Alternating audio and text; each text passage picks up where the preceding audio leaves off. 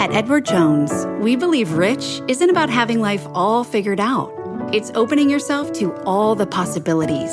That's why your dedicated financial advisor provides long-term planning built around you, meeting you where you are, and helping you get closer to where you want to be. So no matter where you're starting from, you can move forward with confidence. The key to being rich is knowing what counts. Let's find your rich. Edward Jones, member SIPC. Freakonomics Radio is sponsored by Southern New Hampshire University. The best investments are the ones you make in yourself, and no one knows that better than Southern New Hampshire University.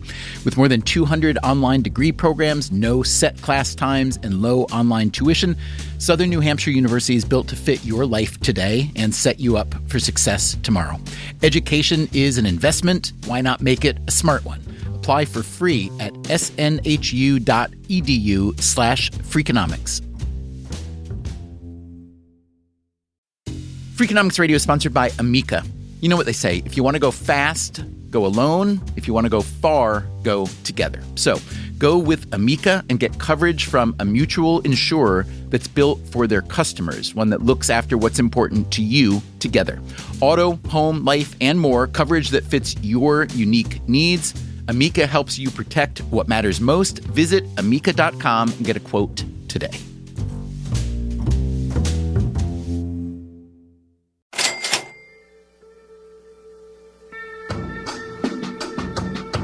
My name is Carolyn Acker. I was the executive director of the Regent Park Community Health Center.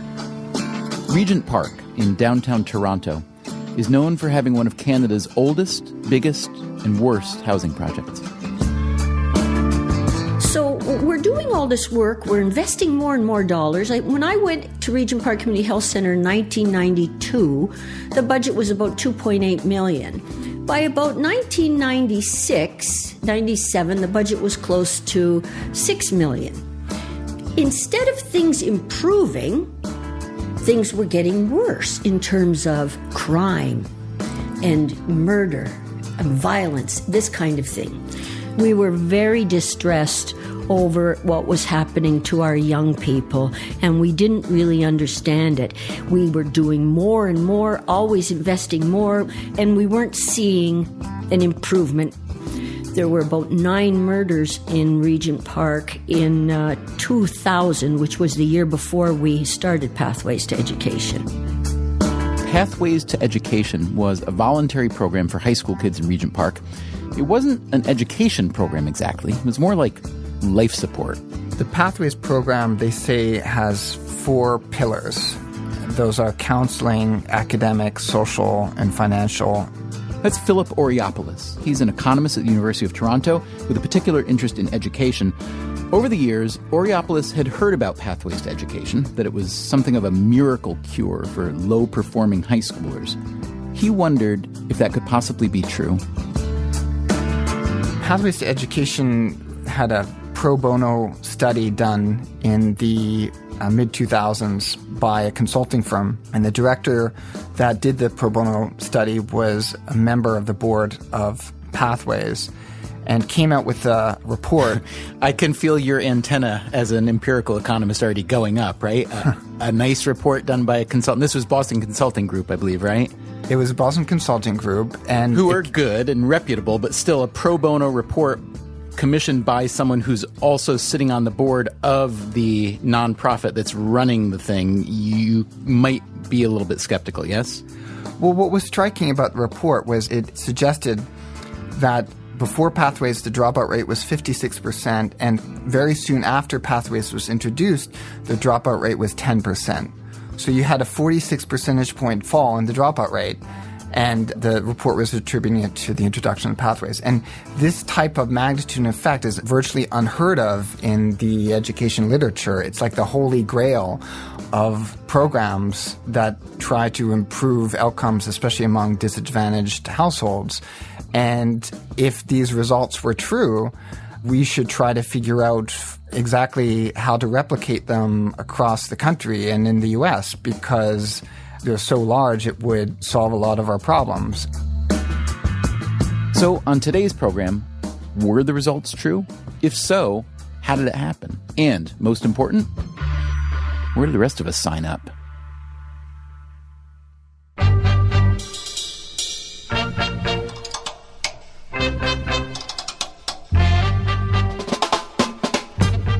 From WNYC, this is Freakonomics Radio, the podcast that explores the hidden side of everything. Here's your host, Stephen Dubner.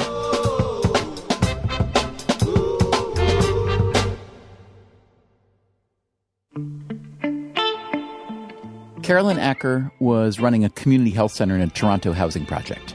I was driven to break the cycle of poverty. How do you break the cycle of poverty? Well, education and income are the two most powerful determinants of health. We talked about this in our last episode, the huge returns to education, especially if you've got a good teacher. We know a good teacher can increase the lifetime income of a classroom by over $250,000. We also talked about how U.S. teachers, on average, aren't as good as we might like, and that it's not necessarily their fault. So I think, yes, the way we train teachers is fundamentally broken in this country. But teachers and schools are only one side of the education equation. There's also the students and their families. And the schools don't have much to say about how well equipped or motivated those kids may be. We often used to jokingly say, parents give us the best kids that they have for us to educate, and by the same token, kids come with the best parents they're going to get, and we have to take them where they are. So here's the paradox. The returns to education are huge, but the kind of kid who really needs those big returns, the kid from a poor, maybe broken family, is least likely to get a good education. As much as the school system might want to help, they're not really set up for it. So what about a community health center and a housing project? It wasn't an obvious idea, in the beginning at least, even to Carolyn Acker. And the community had quite a stigma, and it was sensationalized and made a lot of headlines, right? Regent Park is this horrible place, and look what's happening there. Now, we never felt that way. We felt a privilege to be able to serve the community, and very distressed by the fact that we were working harder and expending more efforts and investment to improve the health of the community, and we weren't seeing it improve at all. They kept trying new things. And we were doing our third or fourth strategic plan. Finally, they couldn't help but notice the relationship between school and all the bad stuff happening in Regent Park. So we worked with the Toronto District School Board. They told us we had a 56% high school dropout rate and that only 20% of the kids were going on to post-secondary. And when the director of the program came and told me that, I said, now I know why these kids are shooting each other. They have no hope and no future. Acker and her colleagues changed their focus. Rather than dwelling on all the bad outcomes in their neighborhood, what about the good outcomes, as rare as they might be? And we brought in focus groups. We did the young people who grew up in Regent Park, who had made it through university, were doing well. We asked them what made the difference in their lives. And every one of those people told us somebody took them under their wing.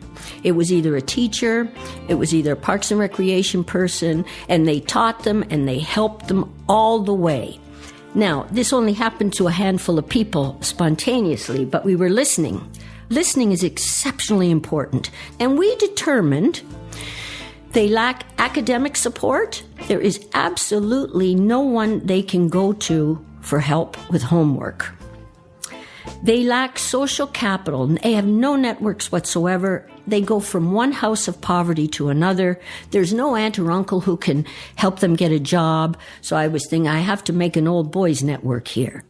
And she and her staff came up with basically the Pathways to Education model. That's Philip Oreopoulos, the University of Toronto economist. With the idea and the motivation being that if they could break the cycle by reducing the dropout rates and encouraging individuals within the community to go on to doing well in their careers and then give back to the community that they came from, that would be a way to try to turn the community around.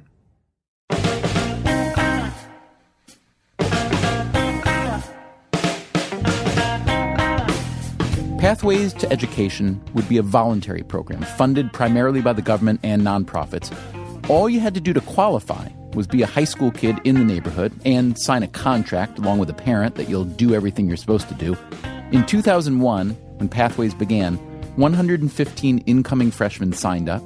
Every year, a new cohort was added. Within a few years, more than 600 kids were participating, and the program spread to 2 other housing projects in Toronto. The take-up rate was about 85%. It's unique in that the origins of the program are neighborhood-based. It's not directly, explicitly tied to the schools, and yet they coordinate a lot with the schools. The neighborhood source is important because it helps give the students a sense of community even away from the school, that they're part of this group on or off the school grounds, and that it's the community really paying attention to them. It's the community trying to get them to sign up for the program, and it's the community providing the support. That's what Carolyn Acker means by Old Boys Network. To get Regent Park kids to go to school, to do well in school, it would take more than just 1 or 2 lines of intervention. In fact, it took 4: counseling, academic tutoring, social activities, and financial incentives. On the counseling side, every student that enters grade 9 gets assigned a student parent support worker, and they call them SPSWs. The SPSWs are paid advocates who meet on a regular basis with the student to check in with how they're doing, and it's their job and role to help ensure the academic success of the student. The next pillar is on the academic side, where tutoring services are available up to 4 nights a week. Students have to visit their SPSW twice a month, and they're expected to attend tutoring services twice a week, unless if their grades are above a certain amount, around 70%. And as incentives to do those things, there's the financial pillar. So as long as a student continues to participate in all the activities and pathways, they're eligible to receive free public transportation that can get them to school and back, and also a college scholarship that builds up to $4,000 by the end of high school. $4,000 for each year of college or total? Total. So financial incentives, but let's be honest, not huge. Free transportation, certainly not huge, but something, and then $4,000 for... And yet, when interviewing the students participating in Pathways, it's clear that the public transportation is a big deal to them, that they feel that they have to participate in order to get the public transportation tickets, or else that they would be walking to school. And when they see their friends getting the free public transportation as well, I think that they see that as a big advantage that they want to do. We have a contract, parents sign it because we needed permission to look at the grades, look at the marks, so that when a parent called up and said, "You didn't give my Johnny enough bus tickets," we would say, "Well, Johnny skipped school on Wednesday. That's why he didn't get 2 for that day." "Oh, he did he?" The kids told me they would get the bus tickets and they'd sell them for cigarettes only the first time because they would learn right away now they can't get to school. And then the last pillar is the social pillar, where Pathway students are eligible and required to go to at least 1 group activity a month.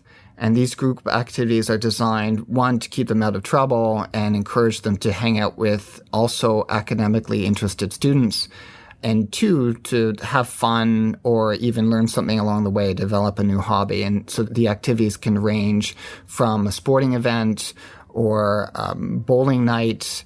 Sometimes they can even be more sophisticated, where they will have cognitive behavioral therapy and encourage students to think about managing their stress.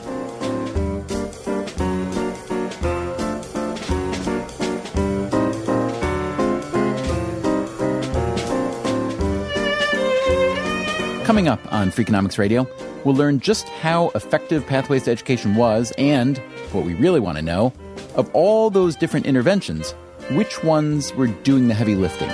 I think it's virtually impossible to even imagine setting up the ideal experiment to investigate that.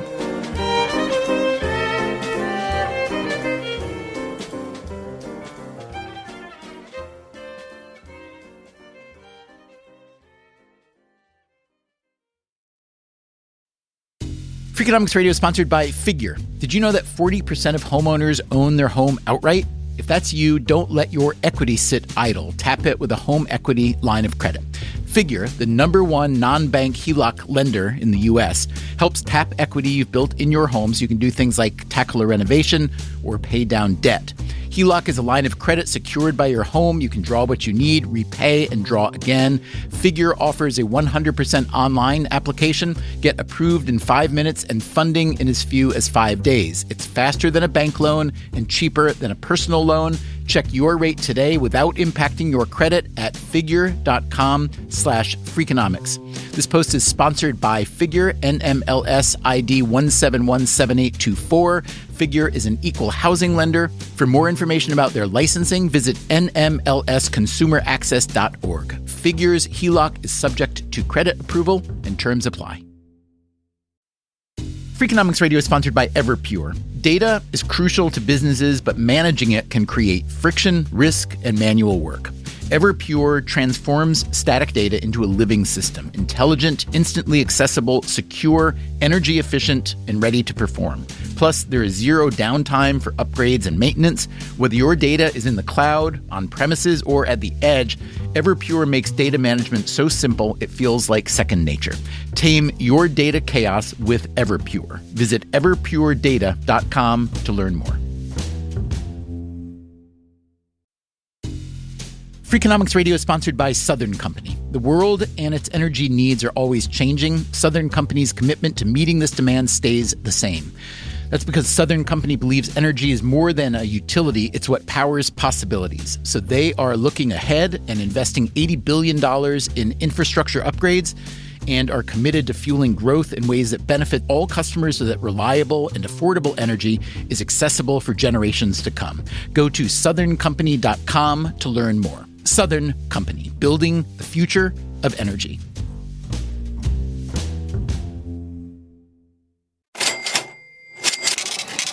From WNYC, this is Freakonomics Radio. Here's your host, Stephen Dubner. Philip Oreopoulos had heard that Pathways to Education was phenomenally successful at helping kids stay in school and do well. But the source of this rumor was a report that had been commissioned by a Pathways board member. Oreopoulos, as a research academic, wanted to look at the data for himself. Right. So I started engaging Pathways on possibly working with their data a while back. It took me a few years to convince them that I was genuinely trying to evaluate the program and look in the program from a nonpartisan perspective. And I think to their credit that they were also interested in having a third party evaluate the program. Oreopoulos was able to get hold of some publicly available data, but it was when Pathways started feeding him their data that he could really measure what was going on. Just prior to the introduction of the Pathways program in 2001, the entering grade 9 students in 2000, the eventual graduation rate, 5-year graduation rate for them was 40%. And 2 years later, it does jump up quite a bit to almost 60%. So a 20 percentage point increase in the graduation rate for students who were entering from Regent Park. And keep in mind, the program was phased in starting from grade 9s entering in 2001. So grade 10s in 2001 were not eligible, but grade 9s were. And then all the grade 9s entering afterwards were eligible for Pathways. And so you compare that to the change in the graduation rates for the students from other housing projects, the increase in graduation was less than 5 percentage points. So you had a 20 percentage point increase over a 2-year period for students from Regent Park, and then you had only a 3 or 4 percentage point change in the other projects. So the estimated impact of the program was about a 15 to 16 percentage point increase in the high school graduation rate. Which is huge, yeah? It's huge. It's not the large effect that the Boston consulting firm was finding, but still it's a large enough effect to get really excited about.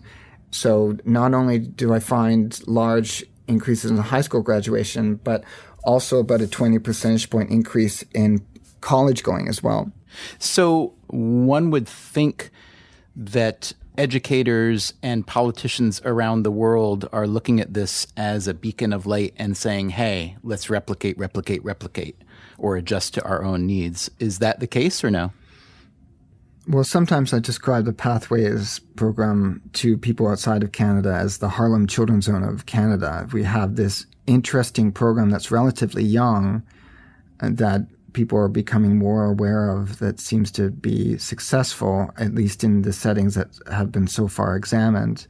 I think the program is certainly intriguing to want to consider possible expansion both in Canada and in the US.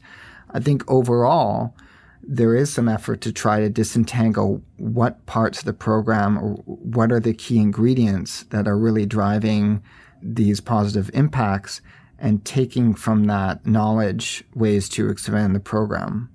Philip, in the paper, you with your co-authors write, it is not possible to tell from the results in this paper whether only a few components of the program drive the results or whether its integration is crucial.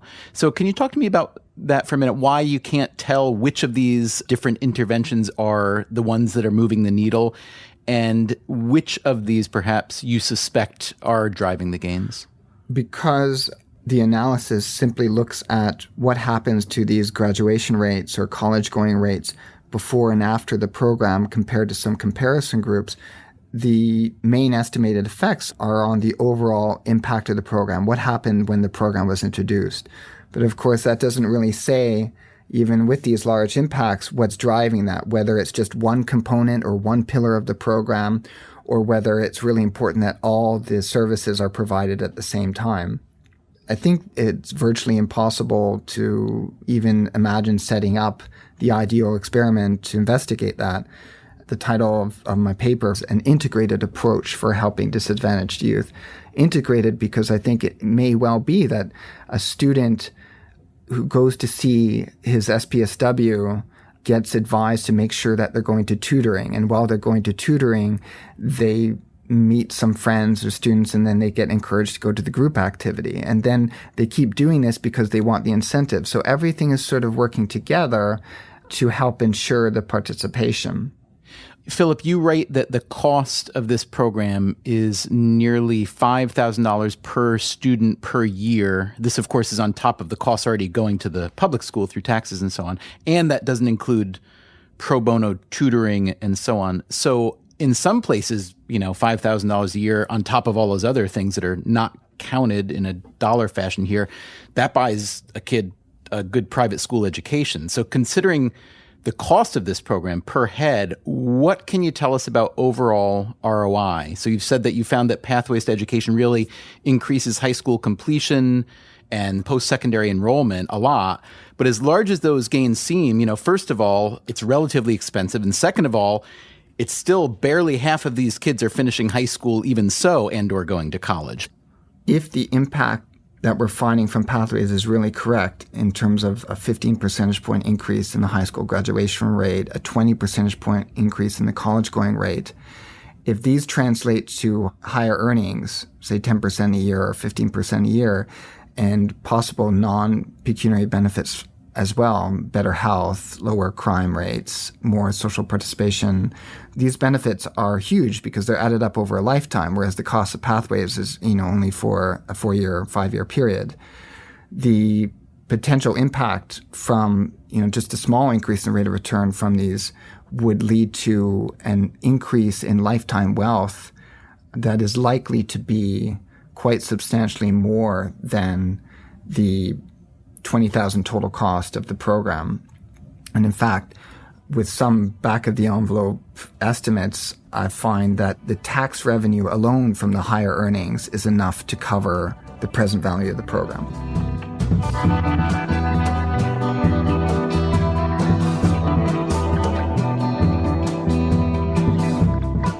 Philip Oreopoulos wanted to measure the efficacy of Pathways to Education, not only because he's an economist who pays attention to education, but because he thinks that most economists who pay attention to education are missing the point. For the longest time, economics has modeled education as a well-thought-out investment. And so all decisions are the right ones. If a student decides that he or she doesn't want to study or she wants to drop out of high school, our traditional models say that that's the right thing to do, that they're doing the best that they can under their circumstances and their ability and whatnot.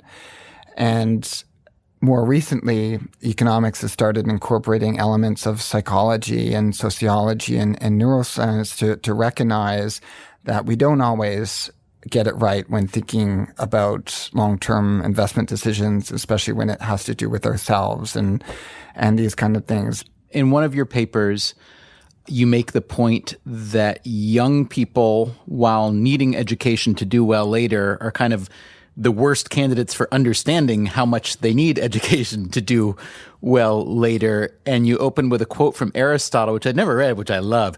"The roots of education are bitter, but the fruit is sweet." Right. My father always mentioned that quote when I was a kid to remind me that however bitter the experience of education is right now, the effort from staying home on a Friday night or doing something that doesn't really seem that exciting or fun and requiring concentration and thinking, however tedious, the benefits are long-term and they're big.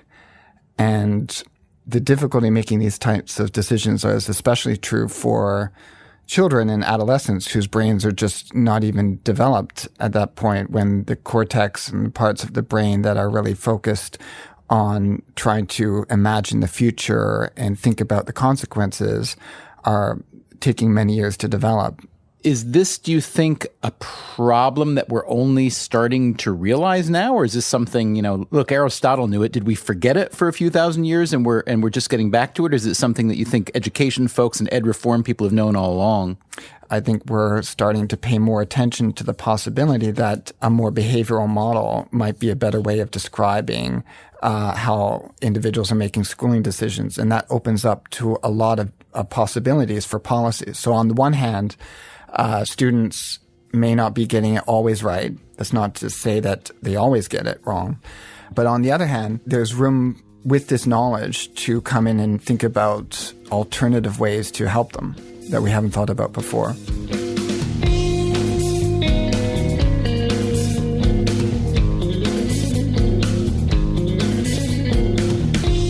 So if you think of education as a form of investing, and as we know when it comes to financial investing, there are all kinds of mistakes to be made, what kind of mistakes do students make in thinking about education?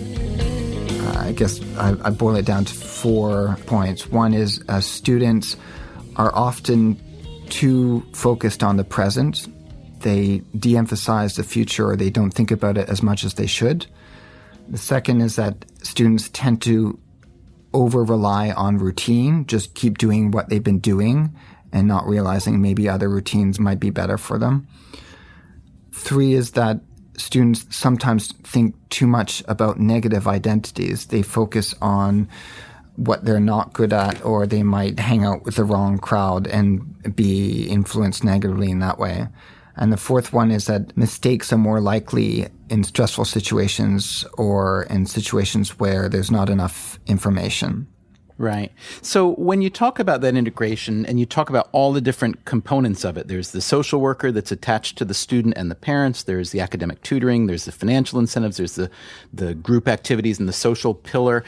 When you describe it like that, and when I read about the program itself, it strikes me that basically this program is performing the function of a community and the family within the community. So I'm just curious. I know it's attractive because it works well and because it's relatively unusual, but did it strike you at any point that, holy cow, what this program is doing is essentially backfilling for what society and families used to already be doing on their own without a special program designed to achieve it? It's possible. It's possible that the program is succeeding because there's not enough support at home or in other parts of the community. I think all households, to some degree or other, sometimes miss out on providing that, encouragement or that nudge towards using services that students themselves may not feel that they want to use. I think one interesting possibility is that the program is working essentially by mandating that a student see someone on a regular basis to talk about their academic goals, to get reminded about why they're in school or where they're going, and to get mandated to use tutoring services even if they don't really feel that they have time or that they don't need the help.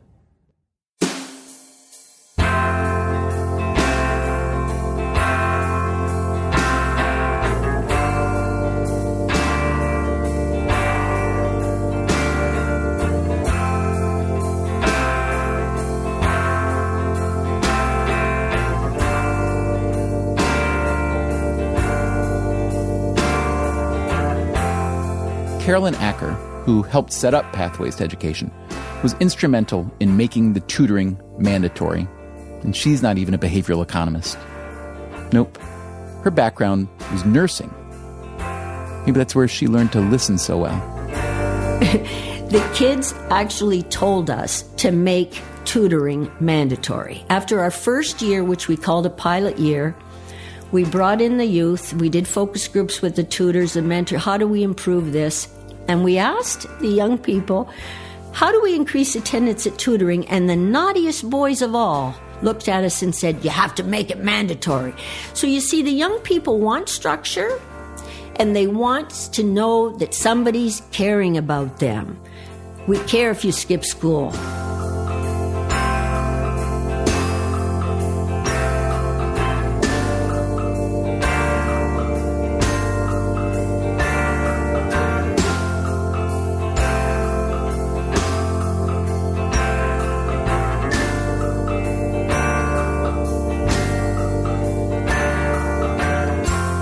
Thanks for listening to this episode, which followed on last week's episode. And these two episodes follow on the nearly 200 episodes of Freakonomics Radio we've done since the beginning. You can find all of them at freakonomics.com/radio, then click on the archives button. And if you subscribe to Freakonomics Radio on iTunes or some other podcast app, we will sneak into your phone every Wednesday at midnight Eastern Time and deliver a new episode just for you.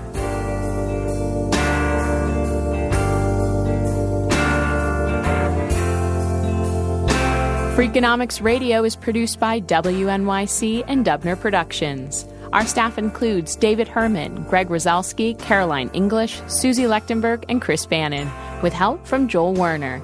If you want more Freakonomics Radio, you can subscribe to our podcast on iTunes or go to Freakonomics.com, where you'll find lots of radio, a blog, the books, and more.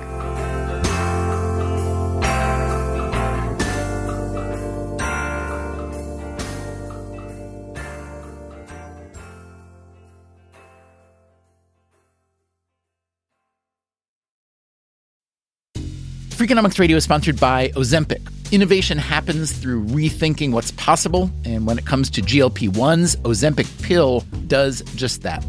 Learn more about Ozempic semaglutide tablets, 4 and 9 milligrams, by calling 1-833-OZEMPIC or visit Ozempic.com to view the medication guide and ask your doctor what's possible with FDA-approved Ozempic pill. Hi, I'm Angie Hicks, co-founder of Angie. One thing I've learned is that you buy a house, but you make it a home. For decades, Angie's helped millions of homeowners hire skilled pros for the projects that matter. Angie, the one you trust to find the ones you trust. Find a pro for your project at Angie.com. Breathe in. Feel the sense of calm that comes from having up to $300 in overdraft protection with GO2bank. Now... Did you say $300? Yes. Now, back to our breathing. So if I overspend my balance, GO2bank has my back up to $300? Yes. Can we breathe out now? Less worries, more zen, with over $300 in overdraft protection. Tap to open an account today. Eligible direct deposits and opt-in required for overdraft protection. Fees, terms, and conditions apply.